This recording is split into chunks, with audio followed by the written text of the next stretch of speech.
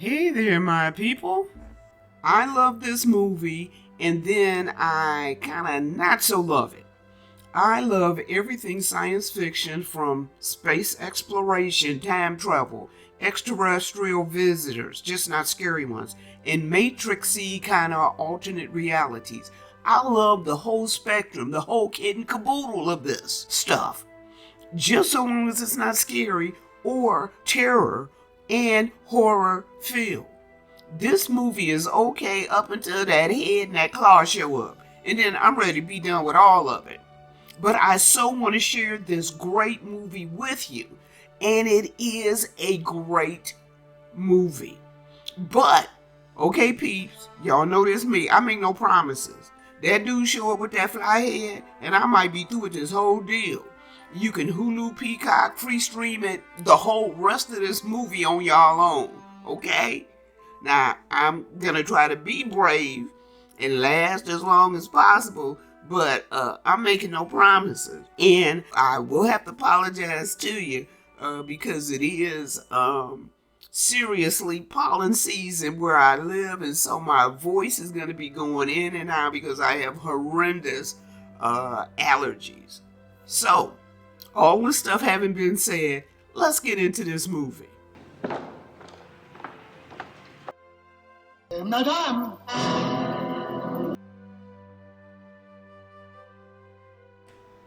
Okay, you know what, peeps? I forgot this movie starts out gross. And this is real gross. This is a hydraulic press, and the squished person squashed under or between this press is Andre, the husband, and the stoop who got himself into this hot mess in the first place. And the chick that was running is his now widowed wife, Helene, who he dragged into this hot mess with him. This is taking place in the factory belonging to Andre's brother, François, aka Vincent Price, whom I love, period. What you see is more the end of the movie, and what we'll see next, peeps, is how in the world did Andre and Helene get into this. So now we're going to start the movie with the trail they took to get them to this hot mess of a hydraulic press ending. This is François Delambre speaking. I've killed Andre.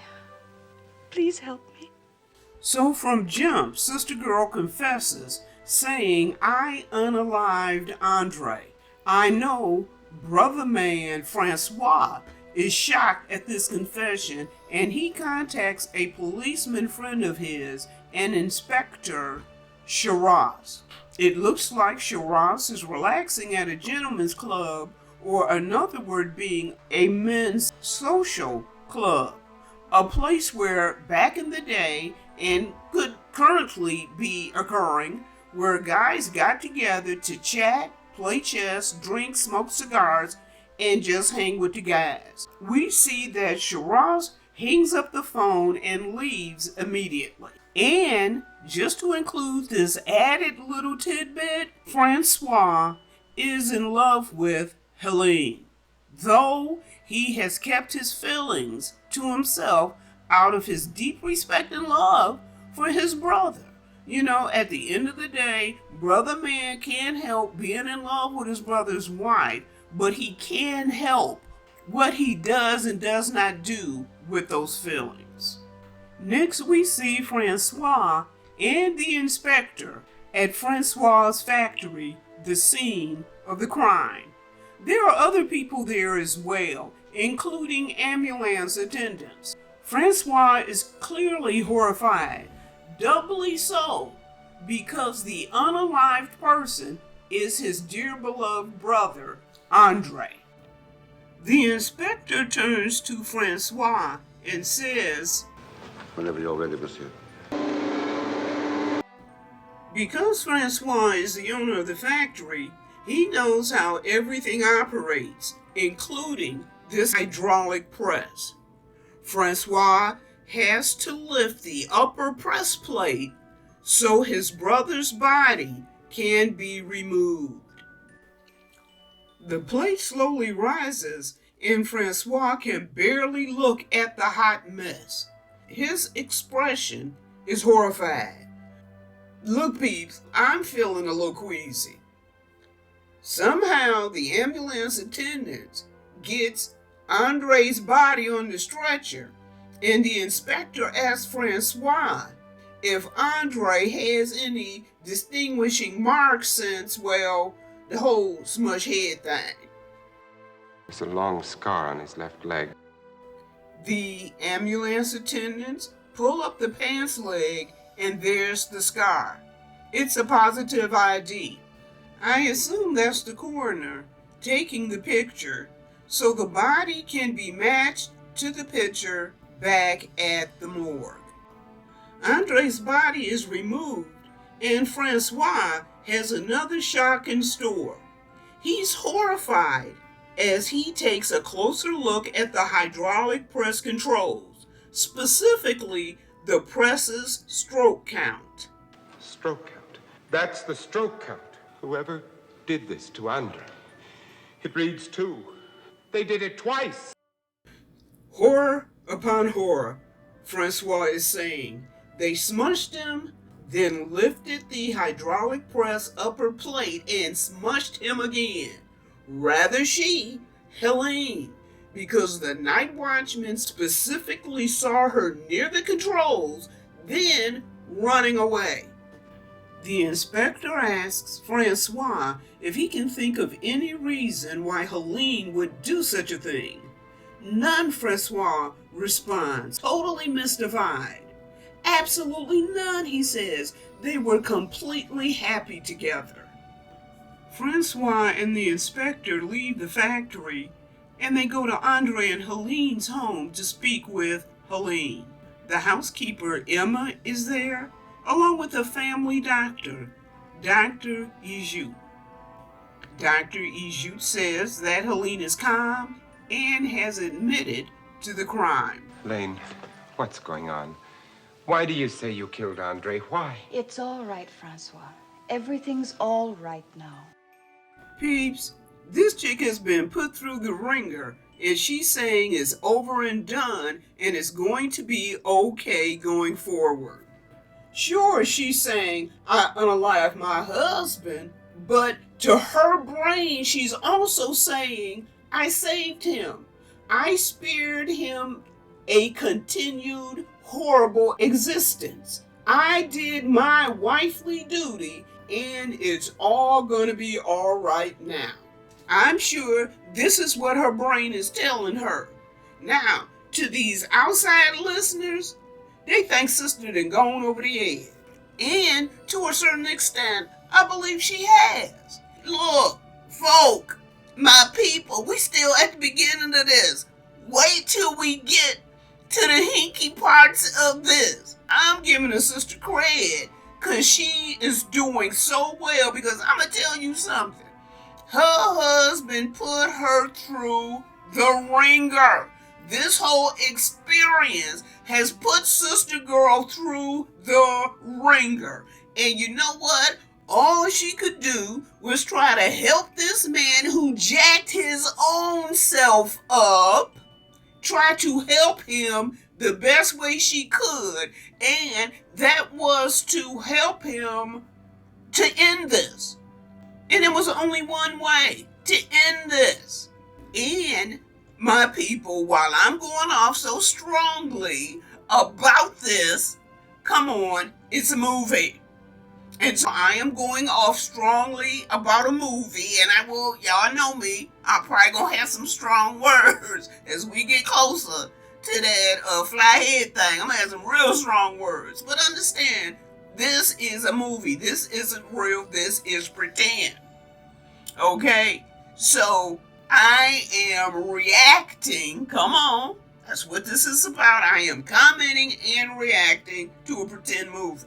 I am not talking about real life where real people are having real issues, because that's a whole nother scenario, and that's not this channel. Okay, so I want to get this cleared up. I don't want, I want my peeps mad because I'm talking too strongly about a pretend story and not real life.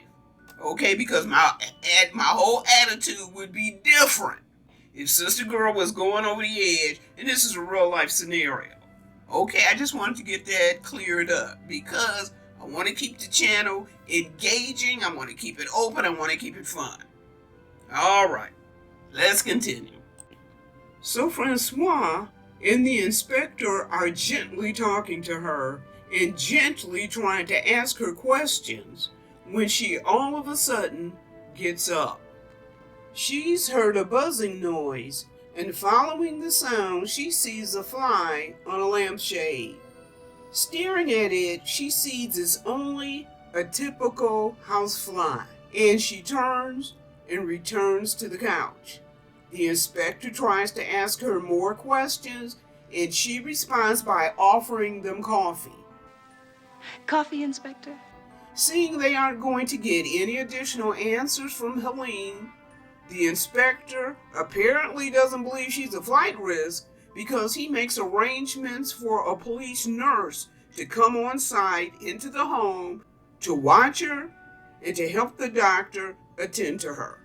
Before leaving, the inspector asks to see Andre's lab, which is in the basement. Francois goes downstairs to find the lab totally wrecked. It is in shambles. There's no explanation for any of this, and it only works to deepen the mystery. Francois tells the inspector that the wrecked joint looked like the work of a madman. He goes on to tell the inspector that he and Andre owns the business jointly, and that they both have more money than they know what to do with. The inspector tells Francois that Helene could hang for this. The inspector continues by saying, "We'll keep her under observation for the moment. There's plenty of time." And poor Francois' heart is doubly breaking for his deceased brother Andre and the woman he secretly loves, Helene. The following day, Helene is in bed having lunch, and the police nurse is sitting nearby. As she's digging into her lunch, Helene hears the buzzing of a fly, and her eyes dart about looking for it. Then she spots it. It's on the bedspread.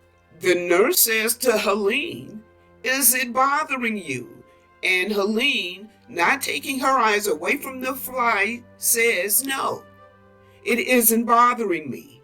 Yet the nurse, observing Helene's odd behavior, rolls up a magazine and goes after the fly. "Stop it, nurse," Helene calls out. Ignoring her, the nurse bats at the curtains near the window, and Helene screams, "No, no!" She upends her lunch onto the floor and jumps from the bed, screaming, "No, no!" The nurse tries to restrain Helene, who's tussling with her and yelling, "Let me look at the fly! Let me look at the fly!" All the time, the nurse is telling her to get back in the bed. Okay, you know what, y'all? This is a lame nurse. You tussling with Helene? You should have been able to put a move on Helene and muscle her back in the bed, but maybe this is just 1950 era's cop chicks. Never mind. Okay. I'm sorry, peeps. I digress just a little bit. And so the nurse is telling Helene to get back into bed, but Helene isn't having it. She pushes the nurse out of the way and rushes over to the window, kneeling down on the floor, frantically looking for this fly. Finally spying the fly and seeing that it's just a normal housefly, Helene returns to her bed, sobbing her little heart out. We see that the nurse has gone over to the curtains and she's bent over retrieving the unalived fly. It's just a common housefly. Yes. Perhaps it's symbolic of something deep in her subconscious, as the psychiatrist believes. Mr. Delambre, do you think she's mad? It's obvious, isn't it? So the cop nurse has apparently relayed what happened during lunch to the inspector and has given him the fly. Just a common housefly, Francois says. The inspector mentions that the psychiatrist believed that the fly had some deep subconscious kind of meaning.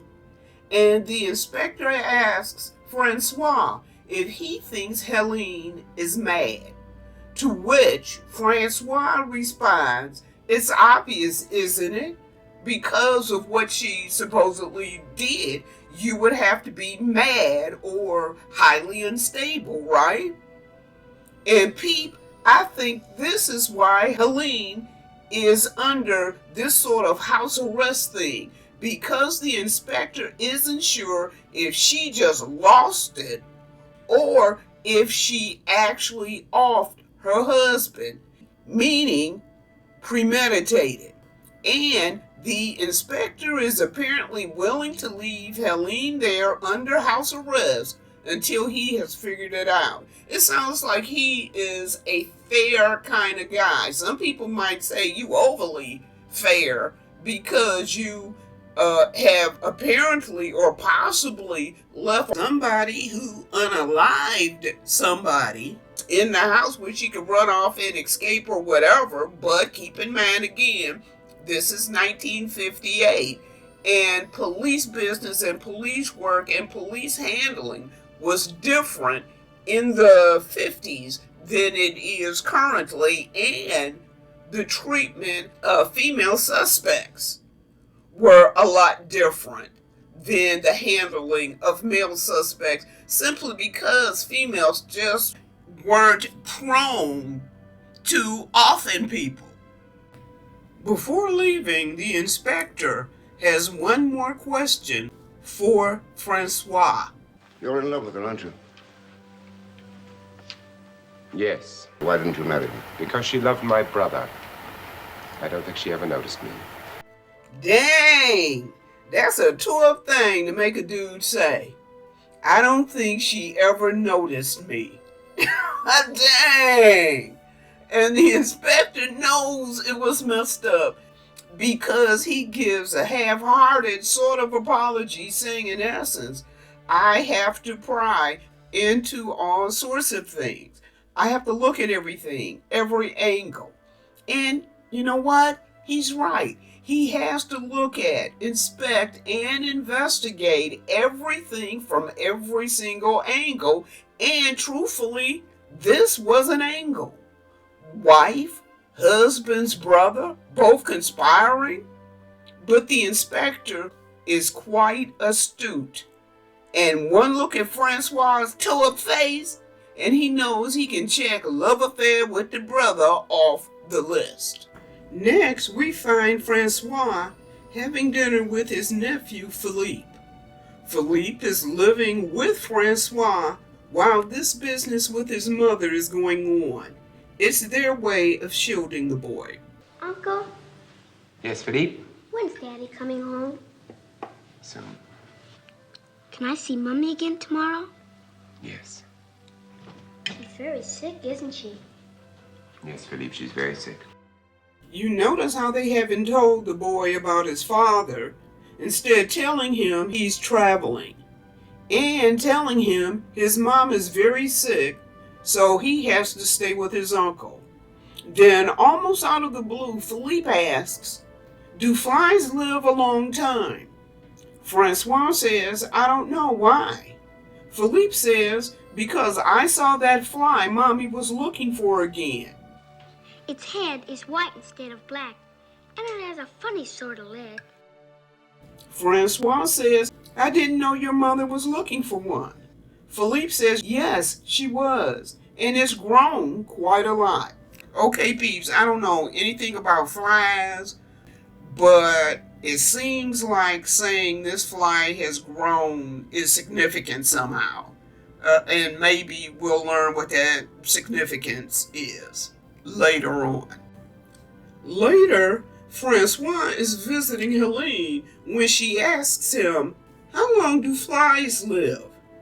Francois says, "Oh, I don't know. I think a month or 2 months." Then he says this. The fly you were looking for was in my study today. Now, of course, Francois is lying, but between knowing about her freak out over the fly in the bedroom and having just heard Philippe recount his fly conversation with his mom, look, Francois is trying to use any and all angles to learn what the heck happened to his brother and why. Francois's ruse has the desired effect. Helene tells him, "You have it with you? Give it to me. Please give it to me." "Helene," Francois says, "I haven't got it here." "Yes, I have it," he says. "It's locked in my desk. Now, tell me what happened." "No, never," Helene says. "Andre wouldn't want me to." Francois says, "Tell me now, or I give the fly to the inspector." Helene relents, saying she was simply acting like a mad woman to protect Philippe, saying, "Better I be declared insane than he should be the son of a woman who was hanged for offing someone." Helene goes on to say that she'll tell them, he and the inspector, the truth if they promise to destroy the fly. Francois contacts the inspector, and a short time later, the three of them are gathered together. The first thing Helene says is this. This is not a confession. Although I killed my husband, I'm not a murderess. I simply carried out his last wish. A few months ago... Helene and Philippe are playing in the living room when Andre comes into the room and he joins in on the fun. Okay, you know what, peeps? I know this dude. You know what? The first thing that comes to my mind is Sea Hunt, but that's Lloyd Bridges, right? This guy is like a sub. I think this guy and a submarine. Dang, if my pops was alive, I'd ask him because I watched all of these movies and daytime series back in the day with my father. You know, Poe Dude, he had 3 daughters before the sun popped up. So, you know, I won't say he just acted like he had 3 boys, but you still watched what he watched, which was typically John Wayne, Clint Eastwood, Steve McQueen. I love me some Steve McQueen. You know, for the longest time, it was just the 3 girls. Us 3 girls and my mom. You know what? You went and you saw Clint Eastwood, John Wayne, Steve McQueen. Come on, y'all. The Great Escape. I love me some of that. Starlog 17, William Holden. I was introduced to all this stuff by my father because it did not matter that he had little girls. He was into the genre he was into, and you fell into it with him. And as a result, I learned to love these old classics because of the introduction by my dad. Okay, peeps, sorry. So Andre picks up Philippe while telling Helene to pick on somebody her own side, and they all have a good laugh. Helene is smiling and giggling and saying, "What a pleasant surprise." Philippe says, "Hi, Daddy, are you going to play with us?" Andre says later, Philippe, "I've got to borrow your mother for a minute." He takes Helene by the hand and they head down to his laboratory. Taking a key from his pocket, he unlocks the laboratory's door. Helene is looking around like this is the first time she's seen all of this, and maybe it is. Peeps, this is a serious basement laboratory by 1950s standards, and going back to what Francois said to the inspector, that he and his brother have more money than they know what to do with? Well, peeps, I guess this is what you do when there's no limitations. Even boundaries sometimes seem to fall away. Andre tells Helene he's embarked on a completely new line of research, and that's not hard to believe because he's a brilliant scientist. Remember this? He says, holding a lime green plate in his hand. And the pair laugh because this was a wedding gift. He flips it over and Helene chuckles. It says made in Japan. They put on special goggles and Andre turns on the machine. There's flashing lights and sounds and other computer-like noises. Then they watch as the plate in the chamber disappears, only to reappear in a second chamber. Helene moves closer, staring in wonder at the empty first chamber. Andre leads her to a duplicate chamber, and there's the plate. It's the same one, Helene says, as Andre smiles proudly. He explains that the disintegrator breaks the item down to its atomic level and reassembles it in the second chamber. Okay, you know what? I'm not going to spend the rest of this movie saying disintegrator, integrator. Okay, because I'm old and sometimes my wording gets jacked up as it is. Let's call it a transporter for ease. Andre removes the plate from the second chamber and Helene says, "This is solid," and she taps it for emphasis. "Oh, but it's not," Andre says. "The disintegrator integrator, the transporter, will completely change life as we know it. And you Trekkies out there know this to be true in roughly about 350 years into Andre's future." Helene holds out the flip side of the plate to find that the Made in Japan stamp is now jumbled. Andre frowns and goes over to his desk, burying himself once again. He is all about trying to solve this issue, and Helene, knowing her man, that he's going to be all consumed now, leads him to his work. After some time, Andre, believing he's fixed the issue with the transporter, sends a newspaper through and it regenerates without any problems. That having worked, he decides to send a live subject through, the family cat, Dandelo. He picks the cat up and puts it in the chamber, calibrates it, then turns it on. Andre races to the receiver transporter to discover that it's empty. Then peeps, yep, Dandelo is stuck in some dimensional nothingness place, and the fact you can hear it meowing means it's fully reconstituted in this nowhere place.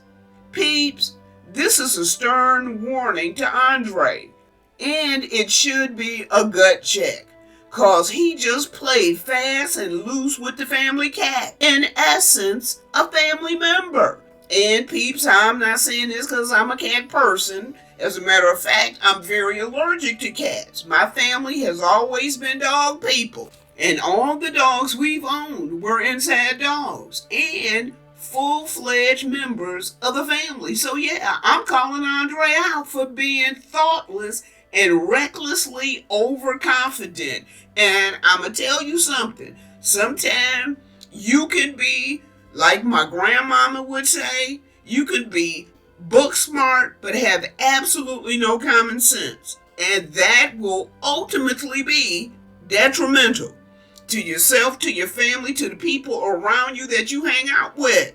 Andre is overconfident. And I think he's overly brilliant.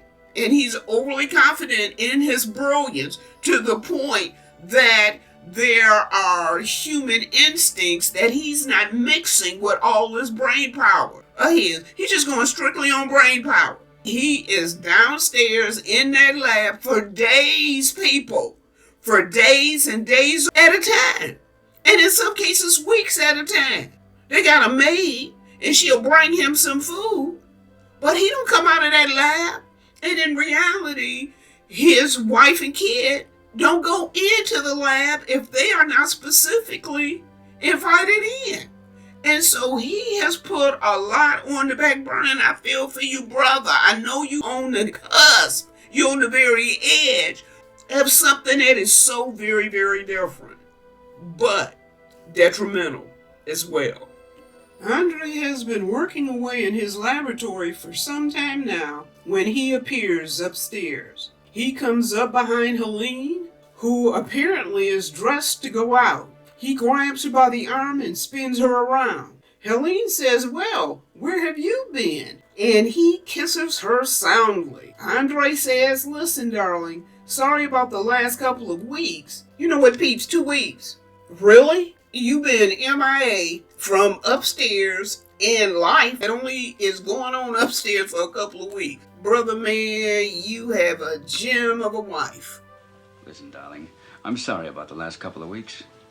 I had a little setback, but it's all right now. Oh, I didn't mind.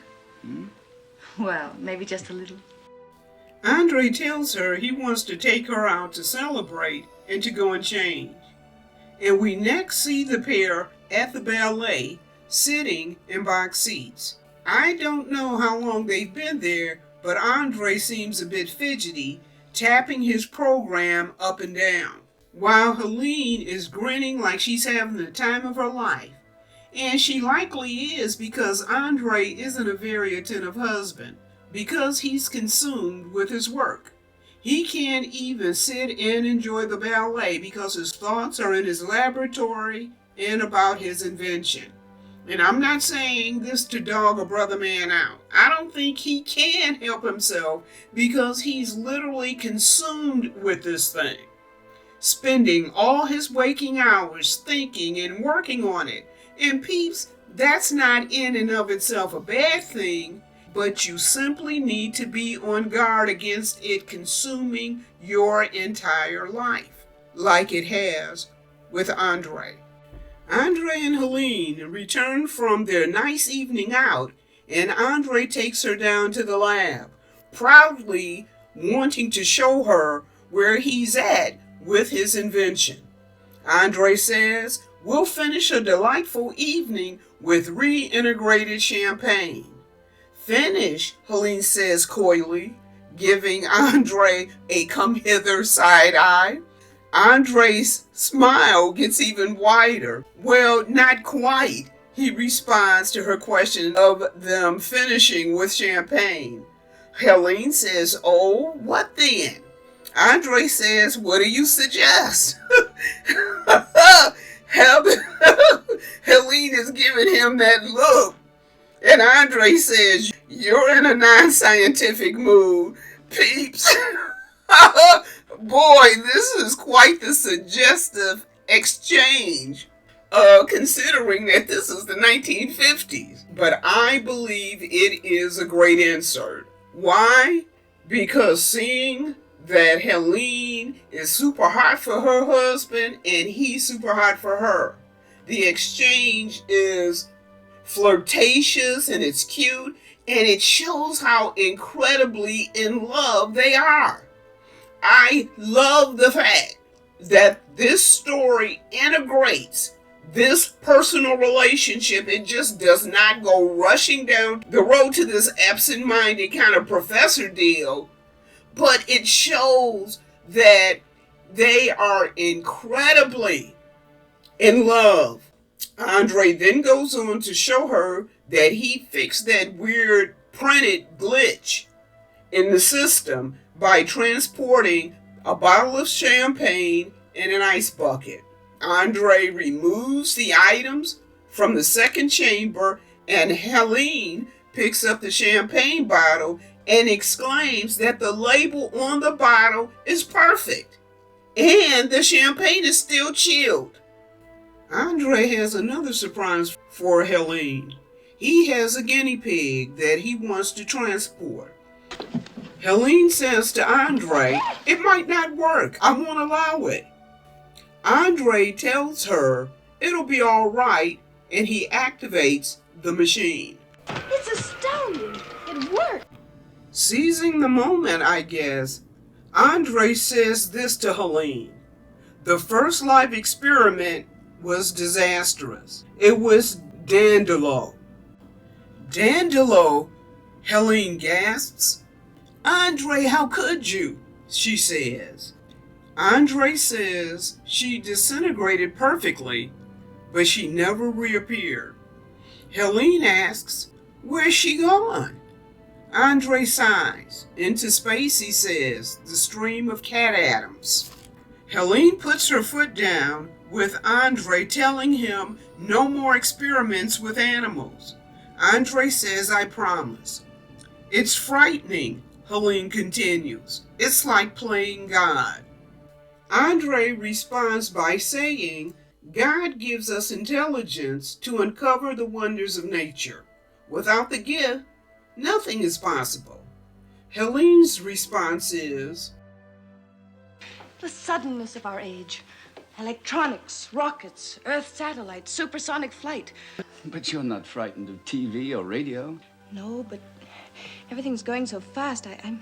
I'm just not ready to take it all in. It's all so quick.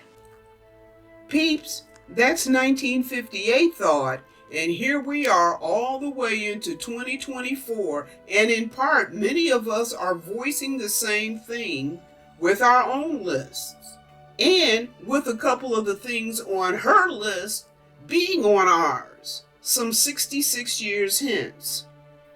Well, before the fire of the previous mood is extinguished, the pair returns to drinking champagne, coy smiles, and suggestive glances. Now a month has passed. Helene is standing at the window, waving to Andre, who's sitting out on the patio. Helene goes outside and sits down beside him and asks, "What are you doing?" Andre says, "Oh, just looking at the sky, looking at God, perhaps. It's fantastic to be alive." Helene asks, "How do you mean?" Andre says, "Oh, I don't know, it's just..." And he sits up and grabs his wife, saying, "I'm just so happy to be alive." And Helene smiles, leaning in, and the pair kiss. Sometime later, we find Helene and Philippe talking. I caught such a funny-looking fly.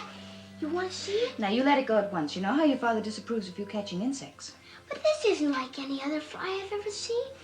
It has a funny white head and sort of white legs. Now, go along, do as you're told. Go on.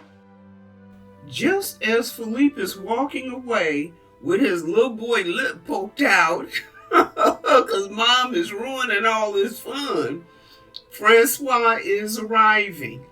Andre invited Francois over to reveal his invention to him. Helene says to Francois, "Andre wants to show you something." Francois says, "In the lab?" Helene says yes. And Francois says, "Well, what is it? Flat screen?" Now, you know what? That statement caught me off guard a little bit. Can you imagine how futuristic that sounded to the moviegoer in 1958? If not impossible to them. But peeps, flat screen TV was invented in 1964. That's how cool I think movies are, because every now and again they'll toss a statement out that seems undoable or unrealistic or even impossible in that age, at that time, but 6 years into the future, it shows up. Now, how cool is that? The pair goes downstairs to the lab only to find a note on the door. The note says, "I am working, do not disturb." Helene says, "Well, we won't see him for lunch." Francois says, "I see what you mean." And he adds that Andre's writing gets worse and worse. While the pair is downstairs, Philippe is upstairs obeying his mother. Next, we see Helene relaxing and talking to the maid Emma, who tells her that Andre hasn't touched his food.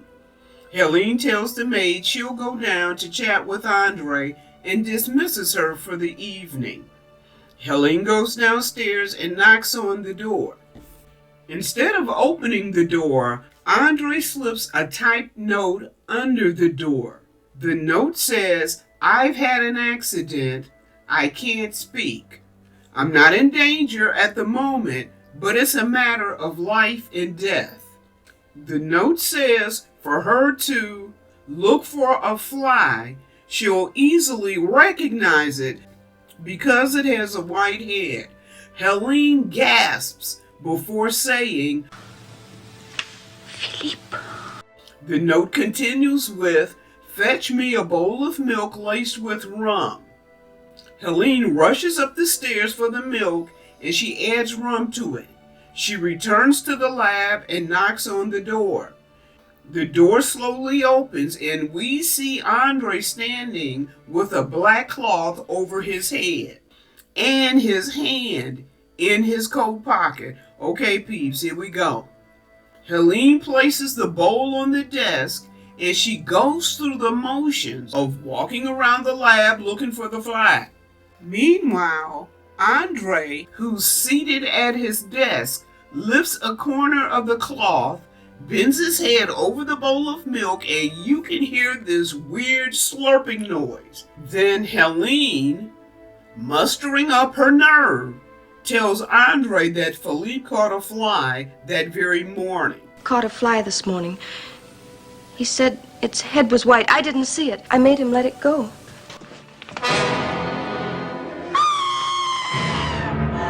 When Helene gets done screaming, Andre points to the door. Helene rushes out and is on the stairs boo-hooing. Andre shuts the door, but eventually he slips out another typed note. The note reads, "Come back in the morning. We'll type explanation. Need you fresh and strong tomorrow. Poor darling, sorry." Sorry for what? For scaring 10 years off of her lifespan? Or you sorry she married a stoop who put her in this position in the first place? How in the world do you expect this chick to help you when you've done this to yourself? Your level of carelessness is unbelievable. Unbelievable.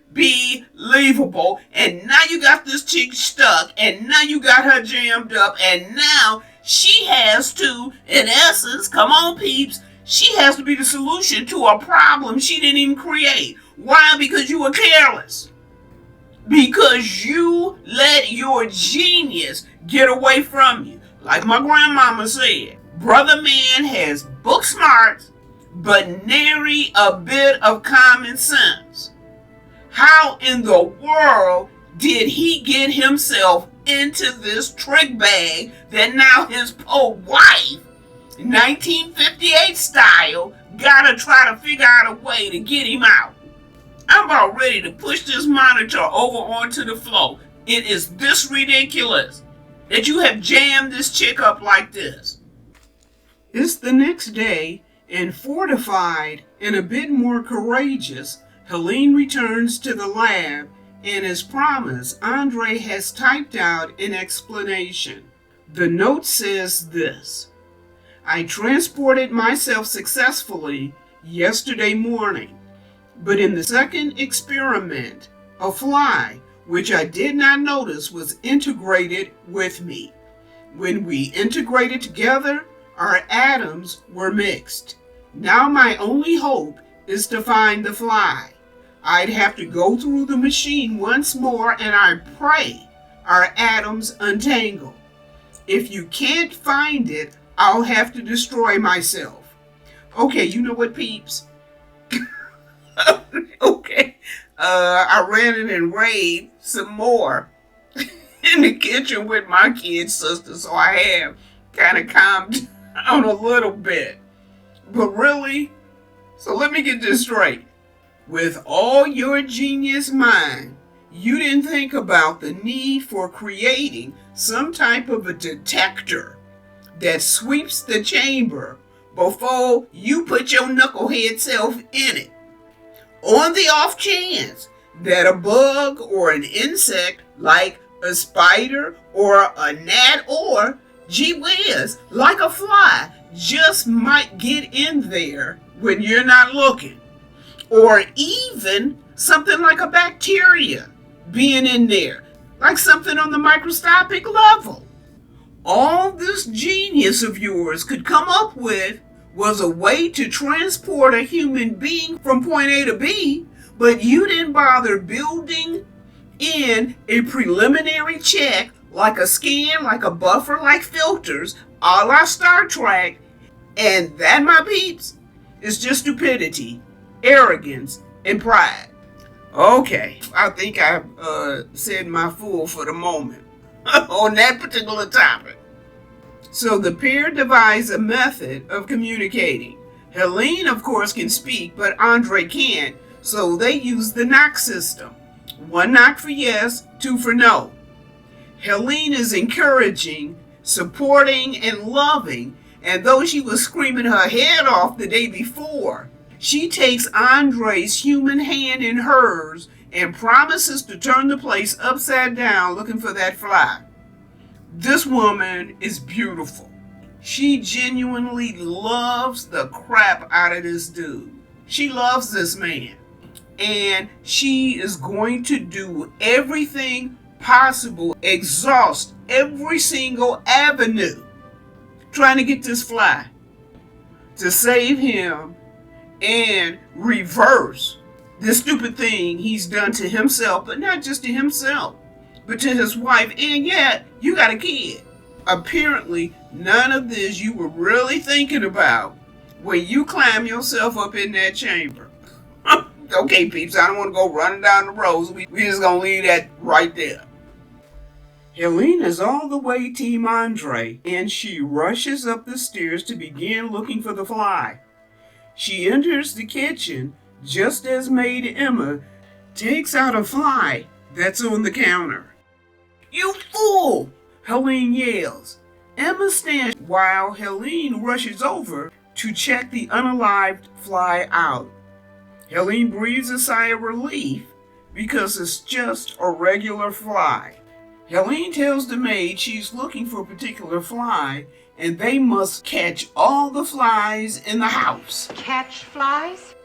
The maid is rightfully confused as Helene is closing windows, but with Andre being rich, she's likely being paid well, so catch flies it is. Helene is sitting in the living room when the maid alerts her to a fly. Helene jumps up out of her chair and rushes to where the maid is pointing. To Helene's disappointment, it's just a regular fly, and she swats it with her towel and turns away in despair. Philippe comes inside, and Helene tells him to rush to get some sugar. Quickly. They lay the sugar out on a table as a trap for the flies in the house. And the three of them, Helene, the maid Emma, and Philippe, stand poised at the ready to catch them. A couple of flies land on the sugar, and Philippe pounces on them with his net. But sadly, they're just regular flies. Then there's a buzzing noise coming from near the curtains. There's a fly there, and it's the very fly they're looking for. Philippe tries to trap it in the folds of the curtain as Helene shouts, "Don't harm it." The fly slips through the folds of the curtain to where it's on the other side near the window pane. At the bottom of the pane is a small crack in the glass. Helene rushes outside with the net as maid Emma and Philippe are poised near the curtain, and just as she's in the process of slamming the net against the window, the fly gets out through the crack and it's gone.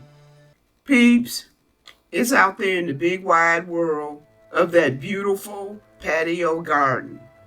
Oh, poor Helene. Oh, no. Oh no, she says.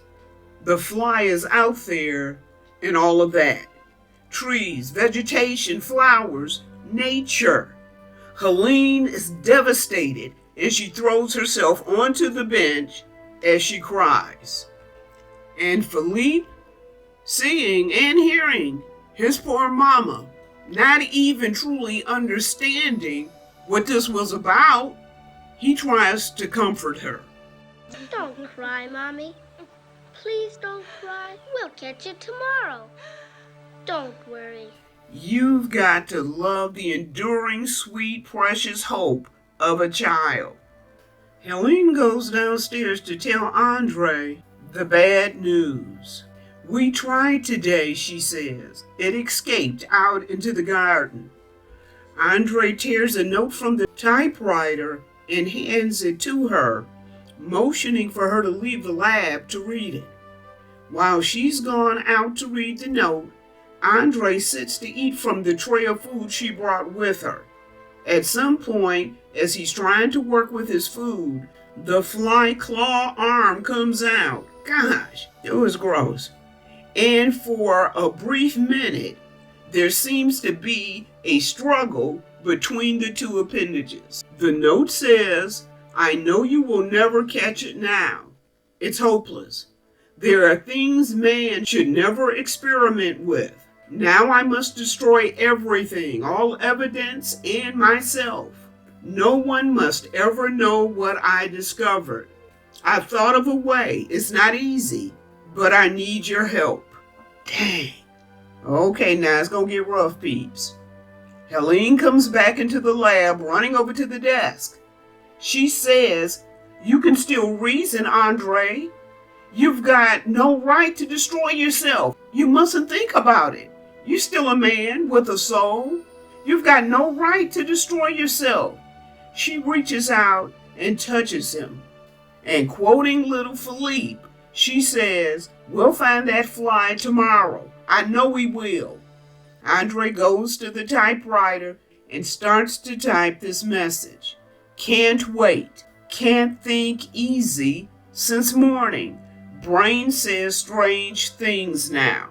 You know what? You know why your brain is saying strange things now? Because you part fly brain too, my brother. You're not 100% human brain.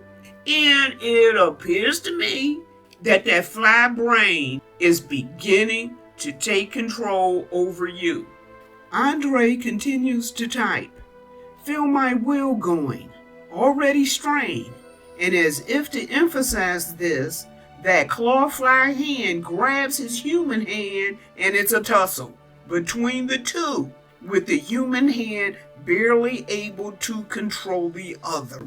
Now Helene's grasping at straws, and she says, I have another idea. You remember the ashtray experiment? Go through again. It worked before. It worked before, she says. But that's not really the case here, is it, peeps? Because it isn't the same, and Andre bangs no on the board. Why? She asks. Need fly, he writes. Y'all, this is so pitiful.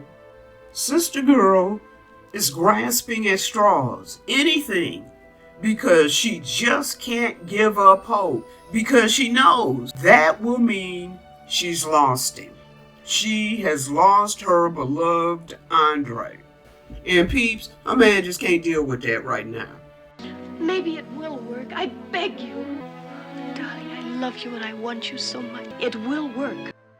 Peeps, Andre knows good and well this won't work. But his beloved Helene is begging, with only the faith deep, real, true love can create. And brother man can't deny her 5 seconds of blissful hope, because it'll all come crashing down very quickly, and all she'll end up with is deep despair. Peeps, he loves her with the same level of love she's pouring out to him. Look, Andre tripped over his own pride and arrogance. That doesn't mean he's a bad man. He's just a regular old human who took his eyes off of what truly mattered and what was actually truly important, and he shipwrecked himself. And all the accolades this invention would have garnered him amounts to a big old hill of nothing. Why? Because the only real and important thing in that lab is that woman and her endearing, unconditional love for him. Too bad Brother Man figured this out too late. Andre turns on the machine as Helene looks on with hopeful anticipation. He enters the chamber and soon disappears. Helene rushes over to the receiver chamber, throwing open the door. You'll be all right now. Dang, this dude is horrendous. I don't even know if that's a real word. But I'm old and old people make words up. But gosh, Lee, dude, you messed up. You messed your whole self up. Gosh, man, pick that cloth up and cover your head with that thing. Gosh, dude, you mucked yourself up. Gosh. Oh, goodness. Wow. Seeing this monstrosity for the first time has sent Helene into a scream fest. She is still screaming as she's backing away from Andre, and he's slowly advancing towards her.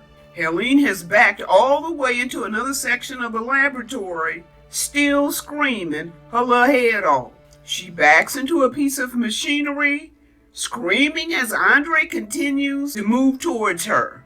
Finally, Helene passes out, slumping onto the floor. Andre picks Helene up, carries her to a nearby divan sofa, and lays her down gently. He sits there beside her, and peeps, we know he's looking at her, peacefully and quietly for the last time.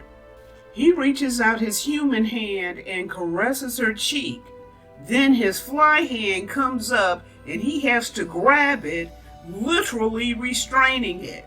Andre jumps up from the divan and backs away, forcing himself to go into the other room. He picks up a metal box and throws it through the glass chamber. He then grabs an axe and starts hitting the machine. Apparently the noise has awakened Helene, and she sits up to watch him as he wrecks this lab.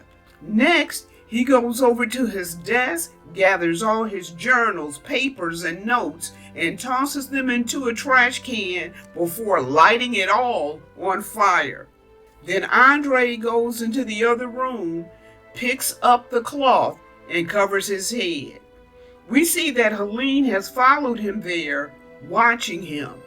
Andre stumbles over to the chalkboard and erases all his calculations while struggling with the fly hand.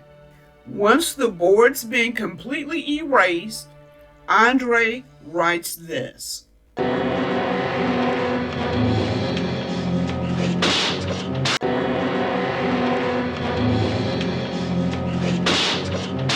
Help me, but don't come near me.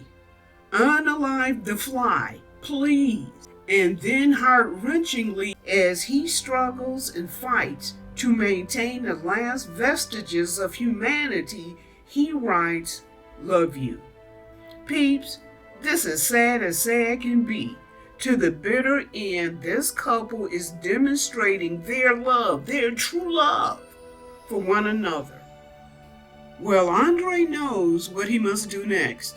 He himself is the only remaining evidence of this horribly gone wrong experiment. Andre and Helene go over to Francois's factory, and Andre turns on and sets the dials to the hydraulic press as Helene watches nearby. Andre pulls back the lever, then he turns and points to the button that Helene must press. Andre turns, tosses off the cloth covering, and situates himself on the press. Helene presses the button, setting the machine in motion. Then she does this.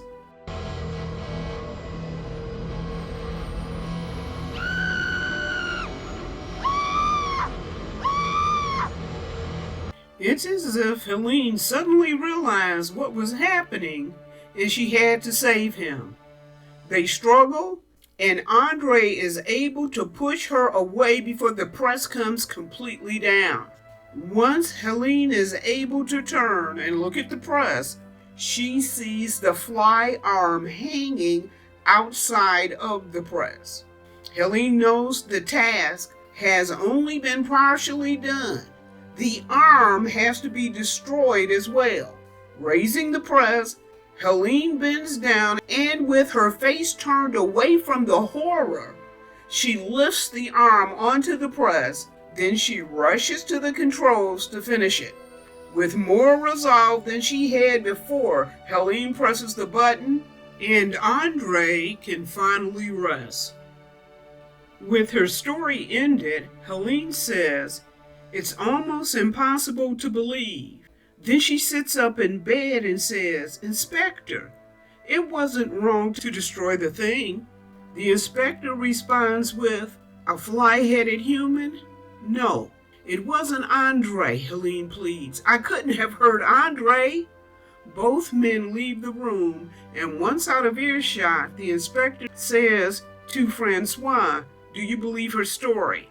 Francois sighs and says, "Well, it explains all the facts." "True," the inspector says, "but I asked you if you believe it." The inspector goes to the door and says, "I'll be back at 10 for her arrest. She'll be charged with unaliving someone. There's no telling whom she might attack next, perhaps the boy. She's quite insane, she won't hang," the inspector says, as if trying to give Francois a bit of comfort.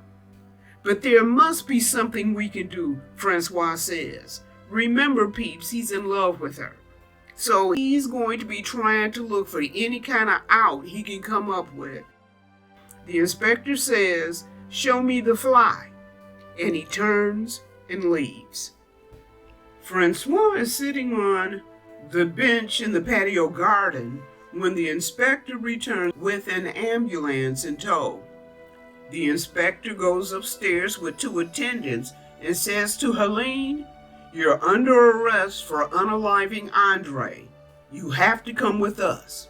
Then an attendant says to her as he's approaching, "You must come with us, madame." "I don't want to go," Helene shouts. "Don't let them lock me up, Francois," she begs. Then there's the voice of little Philippe calling out, "Mommy." Helene says, "Oh, Francois, do something. Don't let him see me like this." Francois rushes from the room, stopping Philippe in the hall. Francois says, "You can't see her now, Philippe." Philippe asks, "Is the ambulance for Mommy?" "Yes," Francois says, turning and leading the boy down the stairs. Then Philippe says this. I saw that funny-looking fly again. Oh? You saw the fly? It's in a web. The guard is going to get it. Francois rushes to the inspector saying, "Inspector, it's in the garden. Come quickly. Philippe has seen it." Little Philippe leads the way. He waves the men over and points at the spider web. Francois says, "Good boy," and sends Philippe back to the house just as the inspector is approaching. Both men bend down, and this is what they see.